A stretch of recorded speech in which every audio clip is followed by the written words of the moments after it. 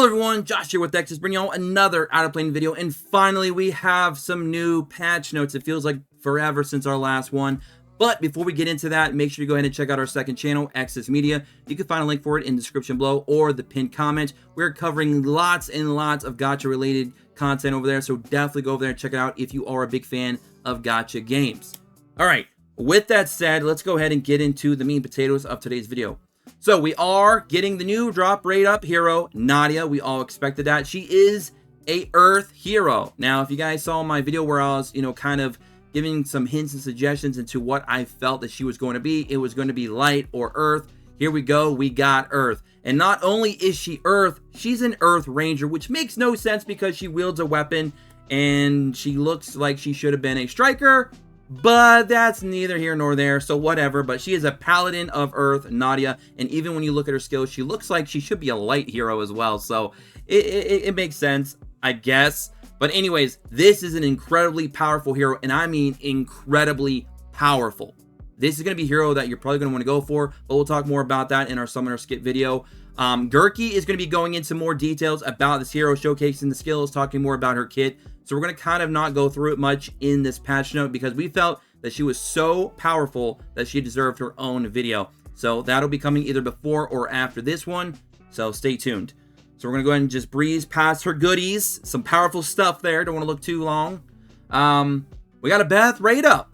That's actually one of the 3 heroes I do not own in the game right now. So I'm all for on my main account here on Global. I do not have Beth. So I could definitely use her in a lot of different things like some of the dungeons now. Obviously in raid, so I will definitely take that if I can go and get my hands on one of her before she goes away. So we'll see what happens.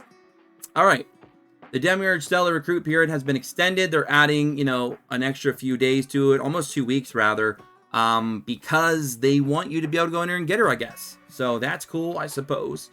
New side story. Natia's side story will be added. The side story will be available after summoning Notia. Okay. The side story consists of 10 battle stages and 3 story stages. Just the typical stuff there. After you pull her, go in there, get you some shards, get up to 4-star. That way you're good to go. Enjoy the exciting story of a hypnotizing frog at summer camp hosted by Notia. And I love how Notia is in there with our girl Lane because those two will pair up very nicely in PvE. Those bosses will be sitting their ass firmly on the ground and not moving in that team, especially if you throw Dolly in the mix. Some fun stuff there. Unlock conditions, clear adventure, season 1, area 2.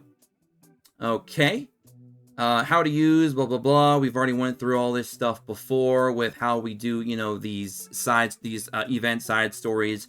We get the idea. We see some of the rewards there available. The event shop, the event bonus heroes are going to be Notia, Mine, Lane, and Fanon. Everybody should have all those. Maybe not Mine if you were not able to hit pity. But you should be able to have the other 2. Notia, obviously you're gonna have to pull for her or hopefully get her from pity as well. But the Lane and Fane, you should definitely all have that at this point if you've been playing since day 1 especially.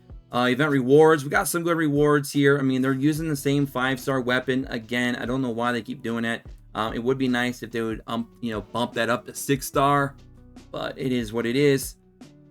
Now, the total event mission rewards are actually pretty decent. 2,265 ether. We're going to be getting over 30 summons between the normal and special recruit tickets. 1.85 million. Skill books, rather, we're getting 18 green, 13 blue, 4 red. Always very good stuff there.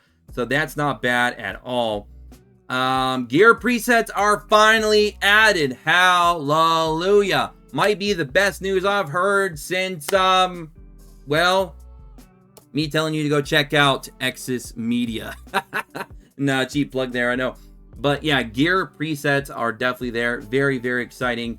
The preset button is available in the hero info pop-up and manage gear screen. Hero gear, change gear preset. You can save up to 20 presets per account. Each preset can hold 8 pieces of gear, obviously, because it's 6 gear, and then the special and the accessory, for the weapon accessory, sorry.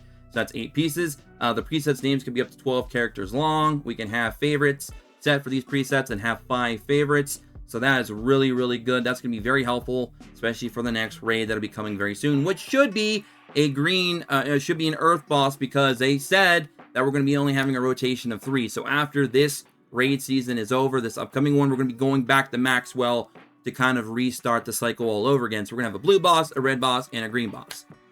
Guild leader authority auto transferring added. That's pretty much good for guilds that are pretty much dead. So, I mean, it is what it is. Guild raid participation requirement improvements. Basically, you can join now during the raid, but you're only going to receive, I believe, like half points or something like that is what I was reading, just kind of skimming through. Guild raid season 3, planet control unit, Epsilon. Participation. Any player who is a member of a guild may participate. So it's going to be going on. The guild raid will follow a 4-week cycle consisting of 10 days for the raid boss, 1 week to process results, and 1 week break. And then we're going to be going right back to Maxwell, etc., etc. Added new difficulties to the Archdemons Ruins the Deeps. We're finally getting some more stages there. Now, these are one-time clear stages. This is not the Infinity Corridor, which I still feel needs more stages as well. But we're going to be getting areas 11 to 15, so we might be making some content for those. That should be a lot of fun. We're getting some new packs. I mean, this is pretty much the standard go-to at this point. Every time a new hero comes out, I'm not going to go over those. And looks like in PvP now, we're going to be losing less points when we get a loss between Bronze 3 and Diamond 2. Instead of losing 10, you're going to get 5. Instead of 20, you're going to get 10. Instead of 5, you're going to lose 2. After Diamond 1, nothing changes. And they're also changing that Arena League 30% HP buff from 30% to now 20%. And the lightning will now not start triggering until after 10 turns instead of 8. And instead of it going up 5% more damage every 4 turns, it's going to be now 3% every 5. So the lightning may not be as intrusive as it was before, or oppressive, if you will. And now you can watch 15 ads for 150 stamina a day instead of 10 for 100. Or was it 12 stamina, so it'd be 120, right? Well, you guys get the idea. You basically can now do the ads 5 more times for, I believe, what is it, 60 more stamina now, right? So now instead of getting 120, you're going to get 180. I do believe. I don't know. Doing some quick math, man. It's early in the morning. I'm sorry. We've got some bug fixes there as well. So that is pretty much it for this patch notes. We still do not have any information on the hard tower difficulty, which I thought that they would bring since, you know, the tower is literally resetting after the patch pretty much drops. Basically, after maintenance, after the game is able to be played again, we will have the new tower reset. I'm sorry, not the new tower, but the old tower will be reset for the month. So I figured that had been an opportune time to bring out the hard tower, which is expected to happen in August, which is this month. So they're going to just drop it mid-month, I guess. And I'm assuming that's also when we're going to be getting the new light and dark dungeons, unless they decide to not take a week break off between patches anymore, or for this month, and then they start adding some of that stuff maybe next week and the week after and the week after. We'll have to see really what their schedule is. But for the past few patches, there's definitely been a week break. So that's just kind of the assumptions that I'm making right now, that we will get a week break after this. And then mid-month, we'll be able to get the next big patch, I'm assuming, which will bring those things. But we'll have to see. But that's it for me. That was the 8.1 patch notes. Hope you guys and gals enjoyed. Let me know what your favorite parts of this patch are. Is it the new hero? Is it the gear presets? Is it anything else? Let me know all that and more in the comment section below. And don't forget to like, subscribe, tick notifications, and join us in the Discord in the description below. And don't forget to, of course, follow us on Twitter at XSmedia. Until next time, peace.